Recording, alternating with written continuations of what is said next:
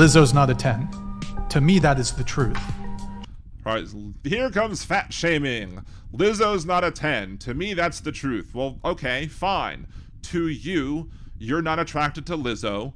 To you, Lizzo's not a 10. That's fine. You are free to not be attracted to Lizzo. There are other people who are going to look at Lizzo and think that she's a goddess, because to them, Lizzo is a 10. To them, you know, her size is irrelevant to her beauty. I think Lizzo is a goddess. I think Lizzo is immensely beautiful. I think she's very attractive. I don't look at, you know, size as being a detriment to somebody's looks. You do. And here's the thing. I don't necessarily think that a lot of these men do really think that weight is something that takes away from somebody's looks.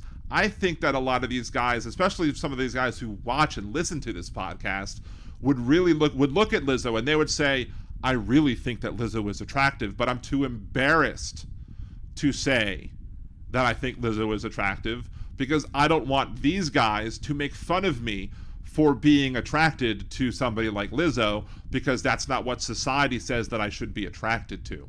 But I'll say it, I think Lizzo's hot. I think Lizzo is a very attractive woman, not just because she's physically attractive, but because she's very talented, and, you know, she is very confident, and she carries herself well, and she brings it. And she has, to me, she's a total package. And, you know, anybody I think would be lucky to have a Lizzo in their lives. But, you know, again, if he legitimately is not attracted to Lizzo, that he can't control that.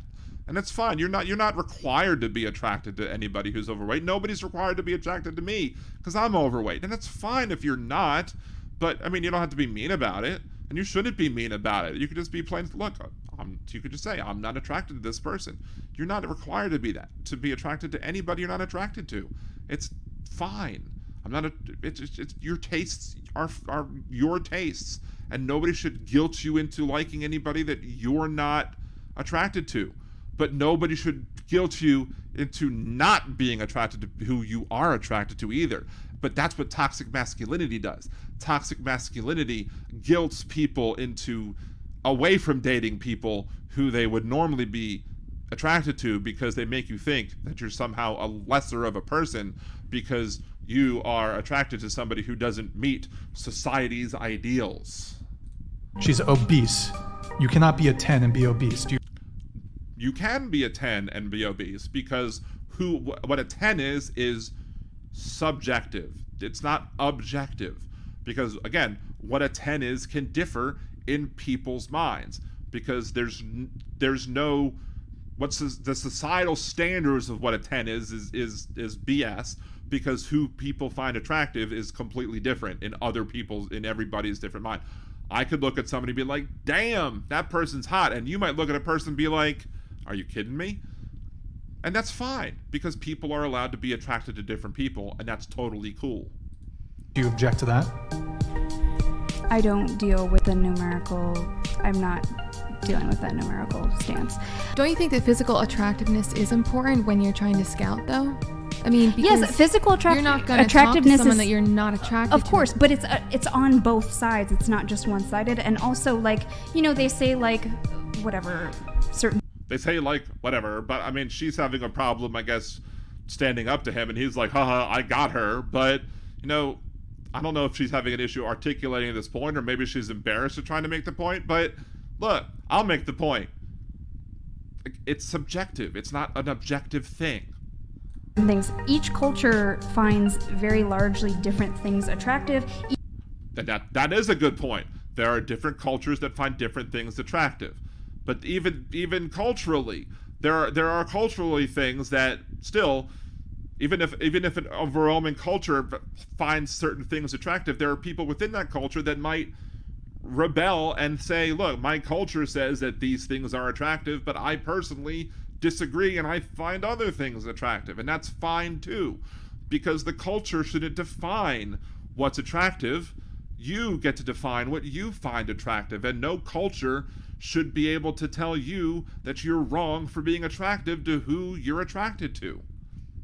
Even people have different preferences. Some people would find There is Lizzo- no culture in the world for either men or women that finds obesity attractive across the board.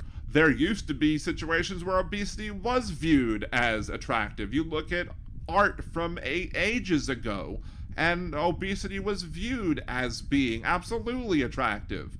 You can look at old art and see that obesity, there are people who were obese and they were viewed as being beautiful, being specimens of beauty.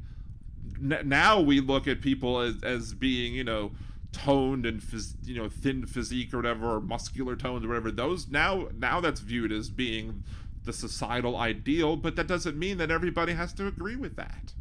And again, why are we allowing society to define what is attractive and what isn't? It should be up to the individual to say, hey, I'm attracted to that and I'm not. It's not even up to the individual. I have no control over what I find attractive and what I don't find attractive.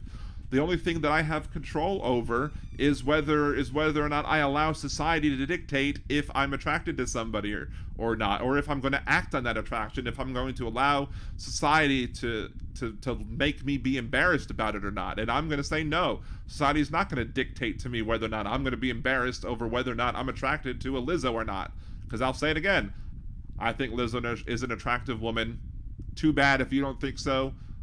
That's fine by me. You're free to not think that she's attractive, but I'm telling you, there's a bunch of your audience who is secretly thinking to themselves that Lizzo is really attractive, but they're too embarrassed to say it because they don't want to be mocked by the so-called alphas. Lizzo's not a 10. So there you go. Bicycle Mike, Rubenesque. Exactly. Somebody says too many tattoos, and that's fine. Some people might not be attracted to somebody who has, quote, too many tattoos. Other people might look at I was going to bring up some people with tattoos. Some people might say, that's a lot of tattoos. That's a turnoff for me. I don't like that for some reason. Other people might look at somebody and say, that's too many tattoos, and that's a lot of tattoos. Those tattoos are awesome. It's really hot. But some people might say,